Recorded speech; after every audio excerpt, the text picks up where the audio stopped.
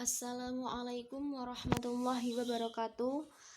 Alhamdulillahirabbil alamin wassalatu wassalamu ala asyrafil anbiya'i wal mursalin wa ala alihi wa sahbihi ajmain amma ba'du. Yang terhormat Bapak Zainal Arifin MSI serta teman-temanku kelas PAI A1 yang saya banggakan. Perkenalkan, nama saya Nurul Halimah dengan NIM 2010110023. Pada kesempatan kali ini, saya akan menyampaikan materi presentasi yang berjudul bentuk-bentuk hadis, yaitu qauli, fi'li, dan taqriri. Sebelumnya, saya juga ingin berterima kasih kepada dosen pengampu mata kuliah studi Quran Hadis, yaitu Bapak Zainal Arifin MSI. Terima kasih sudah memberikan kesempatan kepada saya untuk tampil menjabarkan materi ini. Baik, langsung saja masuk ke pembahasan. Pembagian hadis berdasarkan pengertiannya secara terminologis dibagi menjadi 3, yaitu hadis qauli, hadis fi'li, dan hadis taqriri. Pertama ialah hadis qauli. Hadis qauli adalah hiyal ahaditsu allati qalaha Rasulullah sallallahu alaihi wasallam fi mukhtalafil aghradi wal munasabati. Yang artinya, hadis qauli adalah seluruh hadis yang diucapkan oleh Rasul sallallahu alaihi wasallam untuk berbagai tujuan dan dalam berbagai kesempatan. Sedangkan para ulama usul fiqih menyebutkan bahwa hadis qauli adalah seluruh perkataan yang dapat dijadikan dalil untuk menetapkan hukum syara'. Jadi dapat ditarik kesimpulan bahwa hadis qauli adalah segala hal yang disandarkan kepada Nabi Shallallahu Alaihi Wasallam berupa perkataan atau ucapan yang berisi berbagai tuntutan dan petunjuk syara', peristiwa, kisah-kisah baik yang berkaitan dengan akidah, syariah, akhlak maupun yang lainnya. Selanjutnya ialah contoh dari hadis qauli. Contoh hadis qauli adalah seperti sabda Rasulullah Shallallahu Alaihi Wasallam mengenai status air laut, yaitu Nabi bersabda, An Abi Hurairah radhiyallahu anhu qala Rasulullah sallallahu alaihi wasallam fil bahri huwa tahuru ma'uhul hillu maitatuhu. Artinya, dari Abu Hurairah radhiyallahu anhu, dia berkata bahwa bersabda Rasulullah sallallahu alaihi wasallam tentang laut, yaitu airnya adalah suci dan bangkainya adalah halal. Hadis ini diriwayatkan oleh Imam yang 4 dan Ibnu Abi Syaibah, dan lafadznya adalah miliknya serta disahihkan oleh Ibnu Khuzaimah At-Tirmidzi. Contoh lain ialah hadis yang diriwayatkan oleh Ubadah ibnu Al-Samit bahwasannya Rasulullah Shallallahu Alaihi Wasallam bersabda, La sholata liman lam yaqra' bi Fatihatil Kitab. Artinya, tidak sah atau sempurna sholat bagi yang tidak membaca surat Al-Fatihah. Hadis riwayat Bukhari. Dan contoh lain dari hadis qauli adalah hadis tentang bacaan ringan yang dicintai Allah. Hadis ini beliau sampaikan tujuannya adalah agar umat Islam melakukannya. Nabi bersabda, Kalimatani khafifatani 'alal lisan, thaqilatani fil mizan, habibatani ilar rahman, subhanallahi wa bihamdihi, subhanallahil azim. Yang artinya, 2 kata yang ringan diucapkan tetapi berat dalam timbangan kebajikannya serta dicintai oleh Allah yang Maha Pengasih, yaitu ucapan subhanallah wa bihamdi subhanallahil azim. Yang kedua ialah hadis fi'li. Hadis fi'li adalah hiyal a'malu allati qama bihar Rasulullah sallallahu alaihi wasallam. Yaitu artinya hadis fi'li yaitu seluruh perbuatan yang dilaksanakan oleh Rasul Shallallahu Alaihi Wasallam. Perbuatan Rasul Shallallahu Alaihi Wasallam tersebut adalah yang sifatnya dapat dijadikan contoh teladan, dalil untuk penetapan hukum syara' atau pelaksanaan suatu ibadah.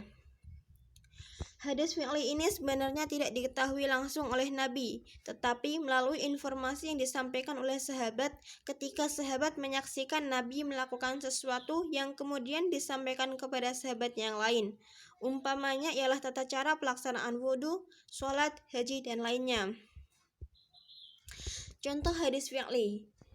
Tentang cara pelaksanaan sholat, Rasulullah SAW bersabda, Wa shollu kama ra'aitumuni usolli. yang artinya, dan sholatlah kamu sebagaimana kamu melihatku sholat. Hadis riwayat Bukhari. Salah satu tata cara yang dicontohkan oleh Nabi Shallallahu Alaihi Wasallam dalam melaksanakan sholat adalah cara mengangkat tangan ketika bertakbir di dalam sholat, seperti yang diceritakan oleh Abdullah ibnu Umar sebagai berikut. An Abdillah ibni Umar qala ra'aitu Rasulullah sallallahu alaihi wasallam idza qama fi sholati rafa'a yadayhi hatta yakuna hadwa mankibaihi wa kana yaf'alu dzalika hina yukabbiru lirruku'i wa yaf'alu dzalika idza rafa'a ra'sahu minar ruku'i wa yaqulu sami'allahu liman hamidah wa la yaf'alu dzalika fi sujud. Artinya, dari Abdullah ibnu Umar, dia berkata, aku melihat Rasulullah Shallallahu Alaihi Wasallam apabila dia berdiri melaksanakan sholat, dia mengangkat kedua tangannya hingga setengah kedua bahunya, dan hal tersebut dilakukan beliau ketika bertakbir hendak ruku. Dan beliau juga melakukan hal itu ketika bangkit dari ruku seraya membaca Sami'allahu liman hamidah. Dan beliau tidak melakukan hal itu, yaitu mengangkat kedua tangan ketika akan sujud. Hadis riwayat Bukhari.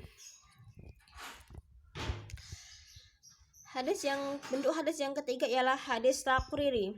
Hadis takriri ialah wahya an yaskuta an-nabiy sallallahu alaihi wasallam an inkari qaulin aw fi'lin sadara amamahu fi asrihi wa alima bihi.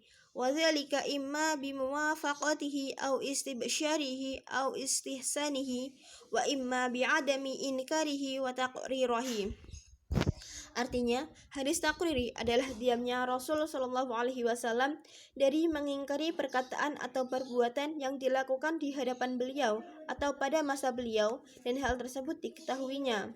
Hal tersebut ada kalanya dengan pernyataan persetujuan beliau atau penilaian baik dari beliau, atau tidak adanya pengingkaran beliau dan pengakuan beliau. Perkataan atau perbuatan sahabat digolongkan sebagai hadis takriri manakala perkataan atau perbuatan sahabat tersebut tidak mendapat sanggahan dari Nabi Shallallahu Alaihi Wasallam dan disandarkan sewaktu Nabi masih hidup, serta dilakukan oleh orang yang taat pada agama Islam. Sebab diamnya Nabi terhadap apa yang dilakukan atau diucapkan oleh orang kafir atau munafik bukan berarti pemberi persetujuan. Seringkali Nabi mendiamkan apa-apa yang dilakukan oleh orang munafik, karena beliau tahu bahwa banyak petunjuk-petunjuk yang tidak memberi manfaat kepadanya. Contoh hadis takriri ialah sikap diamnya Rasulullah Shallallahu Alaihi Wasallam yang membiarkan para sahabatnya dalam menafsirkan sabdanya tentang sholat pada suatu peperangan, yaitu la yusalliyanna ahadul asra illa fi bani Quraidah, yang artinya janganlah seorang pun sholat asar kecuali nanti di Bani Quraidah. Hadis riwayat Bukhari. Dalam sabda ini, sebagian sahabat memahami larangan itu berdasarkan pada hakikat perintah tersebut, sehingga mereka terlambat dalam melaksanakan sholat asar. Sedangkan segolongan sahabat yang lain memahami perintah tersebut untuk segera menuju Bani Quraidah dan serius dalam peperangan dan perjalanannya, sehingga dapat sholat tepat pada waktunya. Sikap para sahabat itu dibiarkan oleh Nabi Shallallahu Alaihi Wasallam tanpa ada yang disalahkan atau diingkarinya, sehingga hal tersebut disebut hadis takriri. Demikian presentasi yang dapat saya sampaikan. Semoga apa yang saya sampaikan dapat bermanfaat bagi kita semua. Amin Allahumma amin. Jika ada kekurangan dan kesalahan, mohon dimaafkan, karena kesempurnaan hanya milik Allah Subhanahu wa Ta'ala. Terima kasih. Wassalamualaikum warahmatullahi wabarakatuh.